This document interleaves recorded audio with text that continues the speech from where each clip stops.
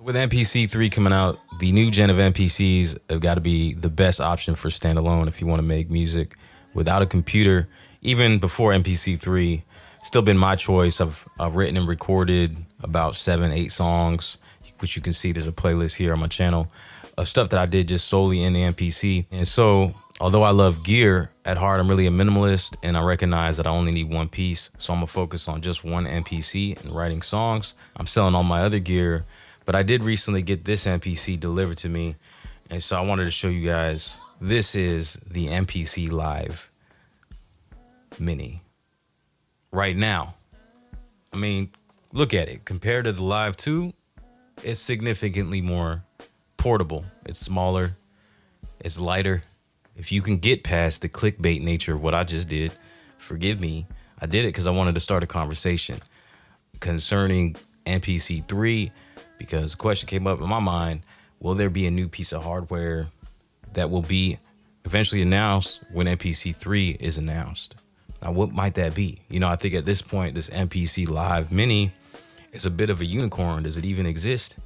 You know, there's been speculation for probably over a year. I've been talking about it, hearing about it, but there really isn't much evidence. Is there a possibility that there's something else coming out? We've got the MPC 1, we got the Live 2. With MPC 3 coming out, it'd be really fitting if MPC 3, like a hardware MPC 3, were to be released. So what do y'all think? What might that look like? What do you guys want to see? What do you want? So that's a conversation I just wanted to bring up, and I wanted to show you why I've decided to pick up NPC Live OG, because really, if you look at it in comparison to the Live 2, it's a lot smaller, a lot lighter. You can put it in a bag. It fits in more backpacks than the Live 2 might. You can get these pretty inexpensively, and having a speaker, I don't really use it as much to really justify the extra price.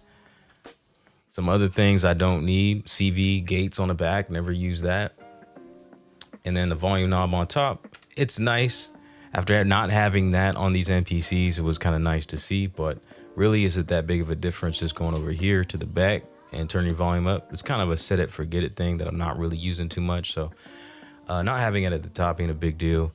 I mean, I wouldn't argue having rec and volume at the top like the older MPCs do, but like I said, not necessary. And this kind of adds to the portability, just putting it on the back rather than on the top, because then you just have a flat surface really and nothing really protruding too much. I mean, you do have the Q links, but whatever. There's no really argument there. It's not a big deal.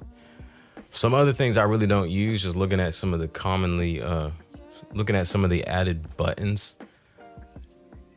Not really things that I use very often. They're not commonly used functions. So not having them, I'm not really missing much. For example, the next sequence button. Honestly, I've never used next sequence in my life. I kind of am ignorant, embarrassingly. I hate to admit it, but maybe y'all can enlighten me what y'all use that next sequence button for, but I don't use it at all. And then y'all gonna probably really disagree with me on this one, with some of that controversy with MPC 3, track mutes, you know, track mutes, how those work. I like the way that it works now, but I think they're finding some kind of compromise. But honestly, I don't use track mutes enough to really need a dedicated button. If I need to go in there, which is rarely, I just do it for like just to come up with some ideas possibly. I'll just go to the screen, no big deal. I mean, some of the shift functions are nice, sample edit, but I just make them, you know, some of my favorited things that I can pull out from the side here, you know what I mean? So not a big deal. Having a dedicated step sequencer button might be something that some people appreciate. I just happen to never really use step sequencers. I've seen other step sequencers, and I feel like the MPC step sequencer is a little funny. That's not something, it's not a window that I ever go into. So having a dedicated button for that, I don't care. And then automation, the shift function for that, fine, it's right here versus right there on just using the NPC Live OG version. So I don't need a dedicated button for that. I do like having the dedicated timing correct button, but then again, it's just right there on the screen. It's a click here versus a click here. One benefit is you can easily turn it off and on by, you know, doing a double click, doing a super fast double click. So I thought that was nice when I first got the Live, but then again, it is a touchscreen option, you know. So the difference between a Live 2 and a Live OG, like a 1, is a speaker, a volume knob on top, a few extra buttons, and CV gates on the back.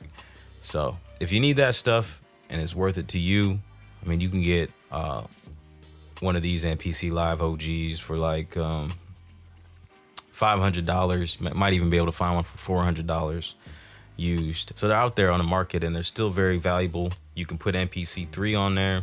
That's still compatible with this version of MPC. So when that comes out, I'll definitely be putting it on here as well as my other MPCs and kind of deciding which one ultimately I do want to keep.